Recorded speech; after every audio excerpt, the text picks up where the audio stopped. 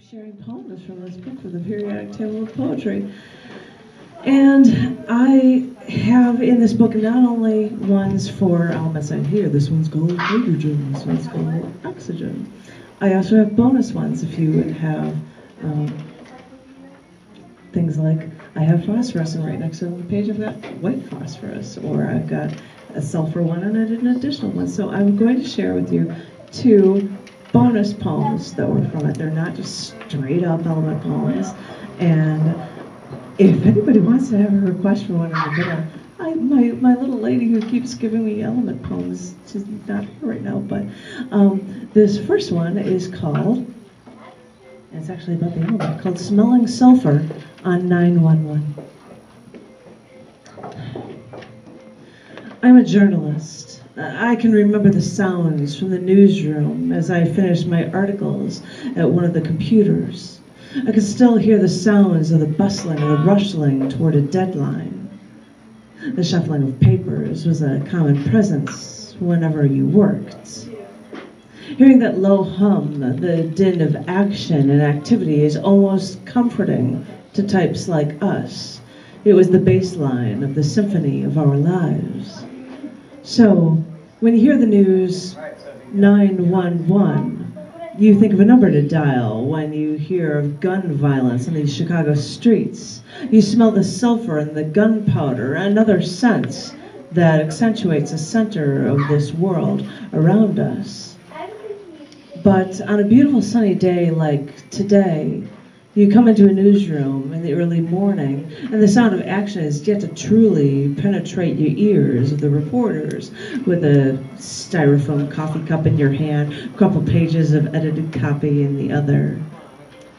But on this one sunny morning, the din was different, much more cacophonous, but much more rushed, while still so hushed. I had made my way to one of the TV sets along the main wall. All were on different channels, showing different bits of news, although all suddenly seemed the same. It looked like the newsroom was watching a movie as smoke poured from one of the twin towers. I tried to make out the voices from one of the TV sets when I witnessed a plane right before my eyes fly into the other tower.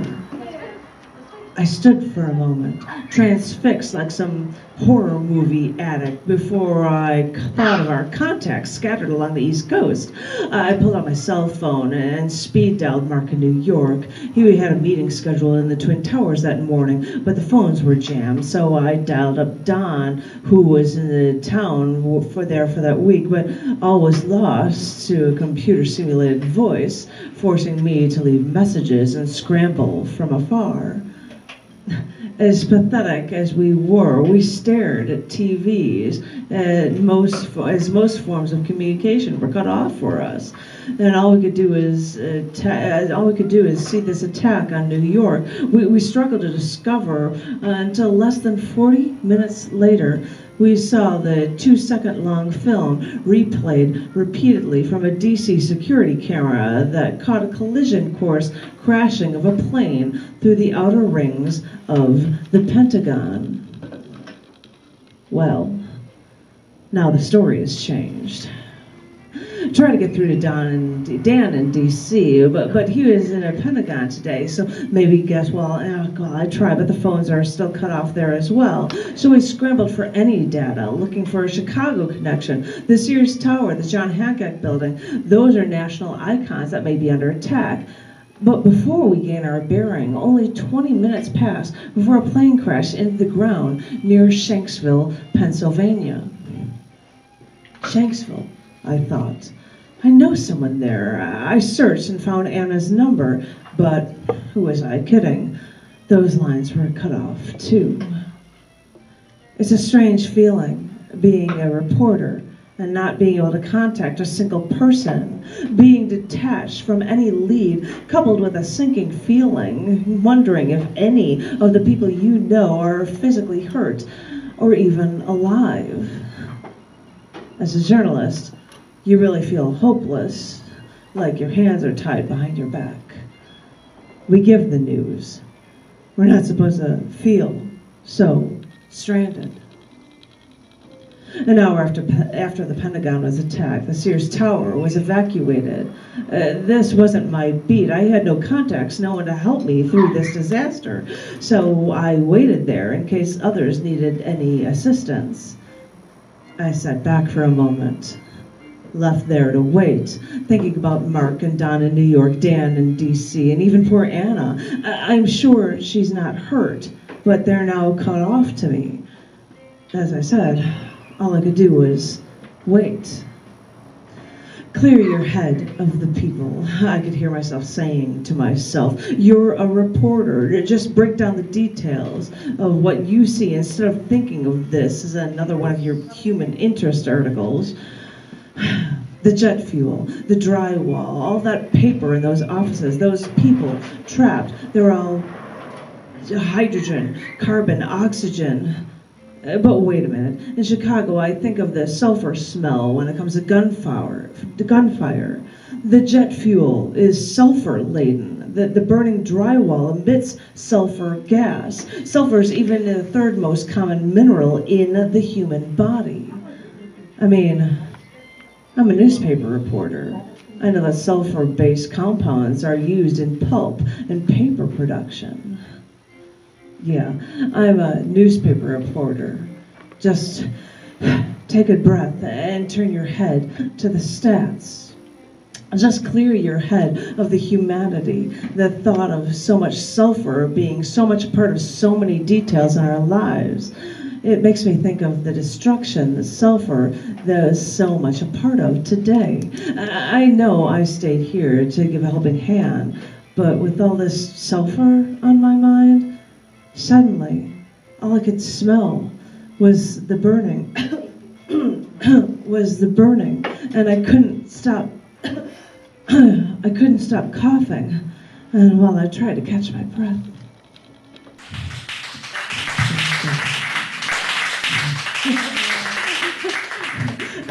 I think I performed that once, and they're like, are you actually a journalist? I'm like, yeah, I actually was. And she said, you described newsrooms, and I'm like, well, it's been a while since I've been a reporter, but I just thought of it. And what would that all be like? And before I do another one, does anybody have a request? Pick a number or not or something. Praseodymium. Praseodymium. Because I'll have to look it up and find it, I will look it up, Praseodymium. But I'm gonna, and that one will actually be an element poem, because this one will be another bonus one, because I'm not going to do Phosphorus, which is right there. I'm going to do white phosphorus, which is right next to it on the page. I have to do my compounds. This is white phosphorus.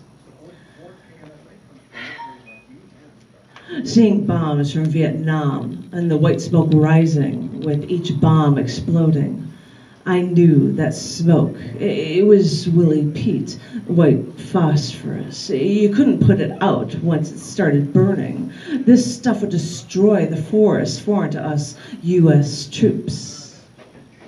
I know you can't understand, but I wanted you to know that I haven't felt close to anyone or anything for years.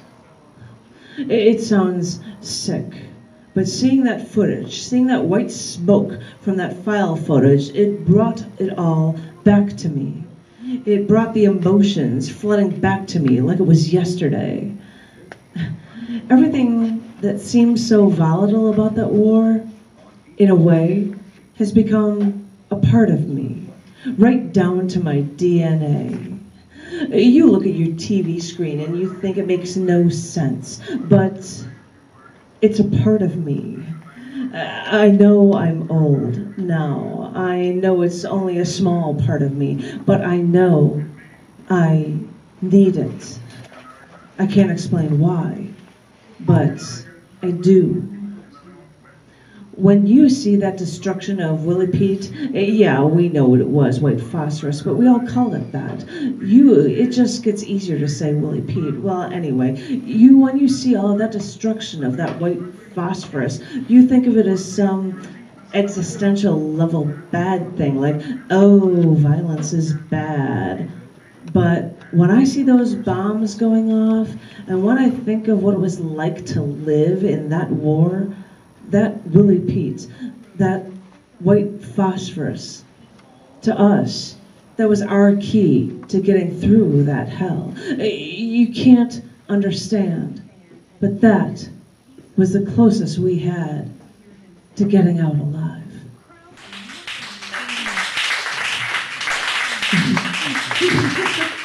We asked for ytterbium, and that's another one that starts with the letter Y. Oh, and I just happened to see it. 70 on page 190. I swear it wasn't, I knew it started with the Y. And this one, ytterbium, this is a weird one because it's used for, like, along with neodymium and a few other elements for making eyeglasses that you could. This is not in the poem, so I'm just sharing it with you. So that you can see, like, if you're doing blow torches and stuff, they have to have, like, super protective glasses. This is one of the elements that they use to make those glasses that you can see, and I think it's actually used for doing, like, projectors of things for movies, because I think that's both related in here, and I don't know if it says that. So this is ytterbium.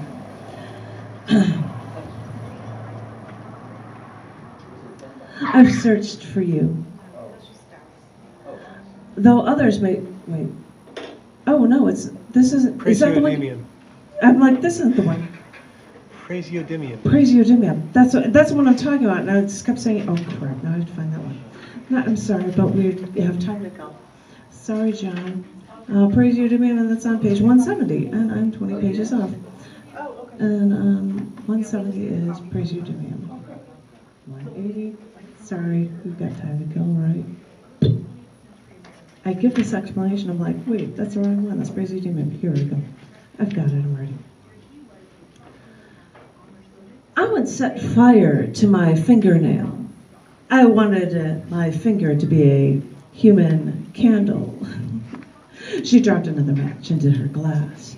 The flame sizzled as the drops of drink at the bottom quenched that flame. In a corner booth in this small club, the flame she aroused looked like any other table light. But if you looked too closely, the light would scorch your soul. It would burn your eyes hollow. That little piece of energy she held was so intense that you needed that praseodymium in your eyeglasses so that you would be able to look for just another second. The flame she aroused looked like any other light, but she knew she was destined for the big screen, complete with the studio lighting and projector lights from the movie motion picture industry, broadcasting her to the world through the arc lights. So she struck another match at that side of the box. 6 or 7 lay on the cocktail napkin, 10 more at the bottom of her glass. She'd watched the reflection of the gemstones in rings across her fingertips, reflecting the flame. That yellow-green cubic zirconia on her fingers bounced the light off the flame in thousands of directions. She likes gemstones on her rings. She doesn't bother with big earrings or expensive necklaces. She looks at her hands. Because she likes rings, she can't help it. A few of those peridot-inspired stones were gifts from a loved one because they knew they were going to die soon. So she becomes the only one treating these rings like gravestones, even though no one had died yet. And the person that gave her those rings, she knew they want to be cremated. Just so that you could see the flame dancing at her fingertip, she shook the match. She dropped it into her glass. Praseodymium. Thank you, thank